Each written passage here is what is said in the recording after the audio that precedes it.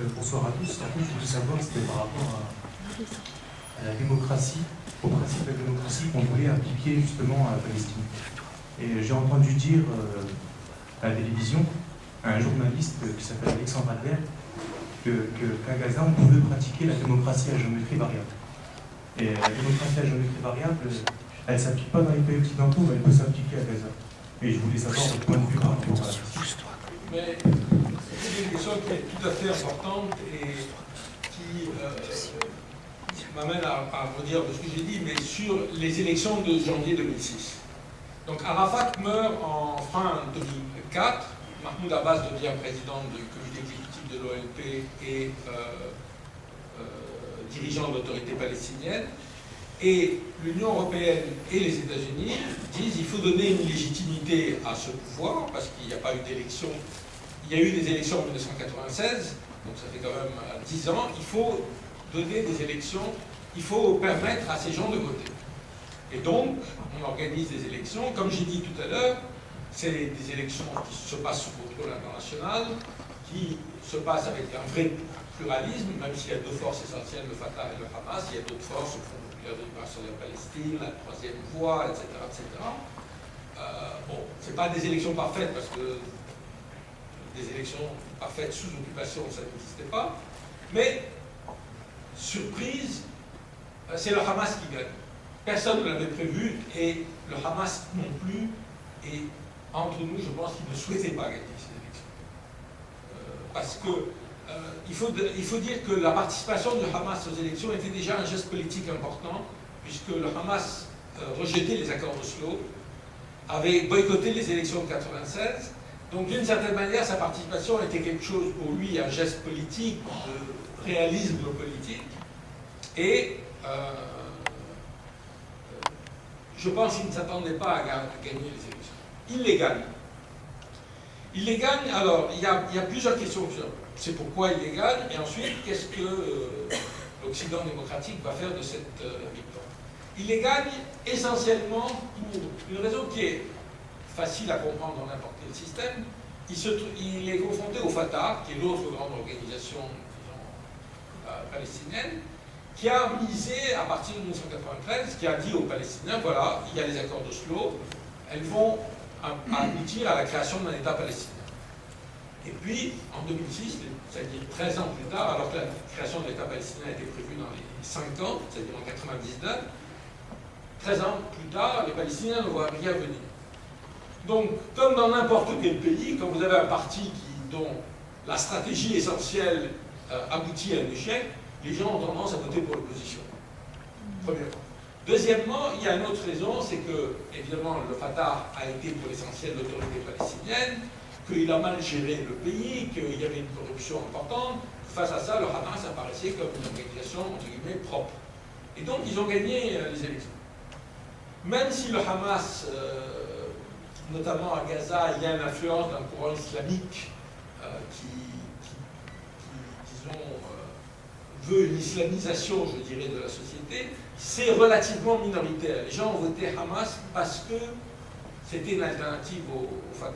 Et la meilleure preuve que je donne, il y a une... Vous savez, avant ces élections législatives, il y a eu des élections municipales, l'année en 2005.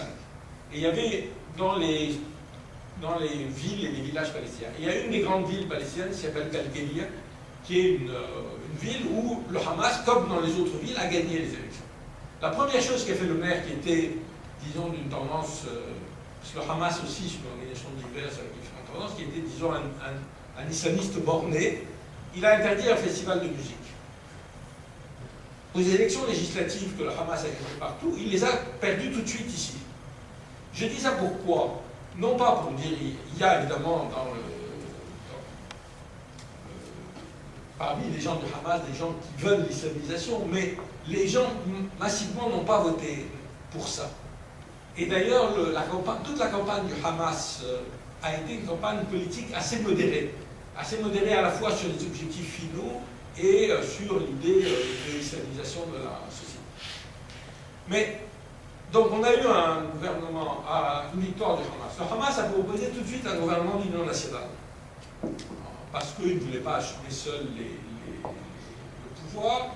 Et il avait peur aussi des réactions de l'autorité, de la communauté internationale, enfin de l'Union européenne et des États-Unis, qui financent pour l'essentiel l'autorité palestinienne.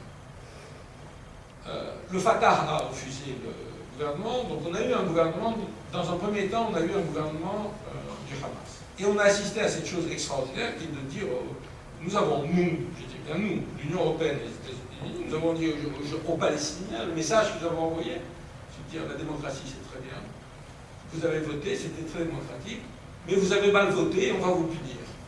Parce qu'on sait très bien que les sanctions, elles touchent, évidemment les sanctions, elles ne touchent pas les dirigeants qui s'en sortent toujours, on l'a vu en Irak et ailleurs, mais elles touchent la population.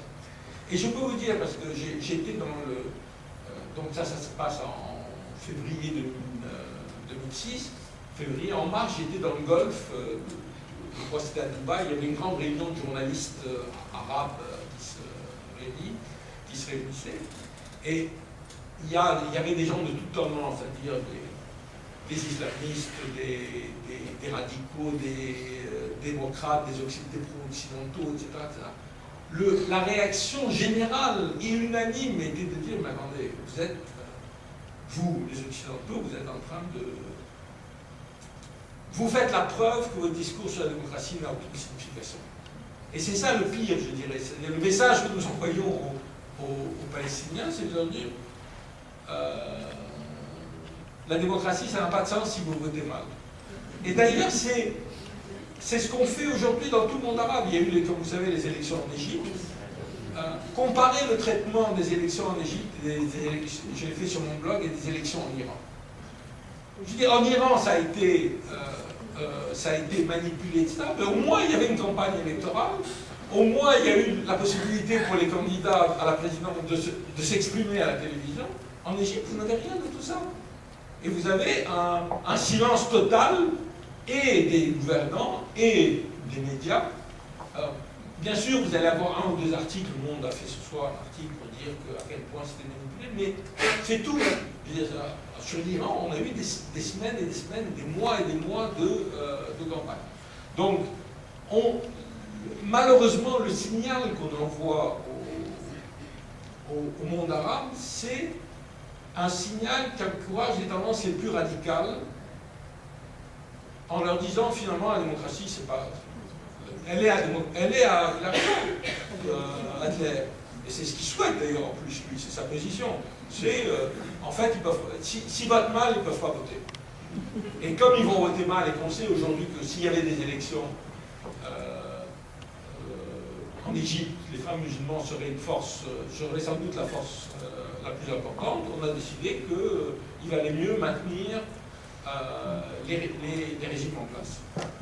Ce qui est le pire, je dirais, dans le cas palestinien, parce que, bon, après chaque cas est particulier, c'est que la victoire du Hamas aux élections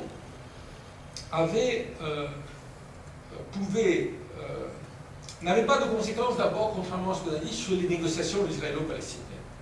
Parce que, en fait, dans les accords d'Oslo, ce qui est prévu, c'est que le gouvernement israélien négocie avec l'OLP. Et l'OLP, il n'y a pas d'élection. Donc, on aurait pu très bien, c'est-à-dire l'idée que le fait que le Hamas gagne les élections empêche des accords de paix, c'est pas vrai. D'ailleurs, comme vous savez, il n'y a pas eu plus d'accords de paix avec le Hamas qu'il y a eu d'accords de paix depuis des années avec l'autorité palestinienne qui est pourtant d'une grande modération.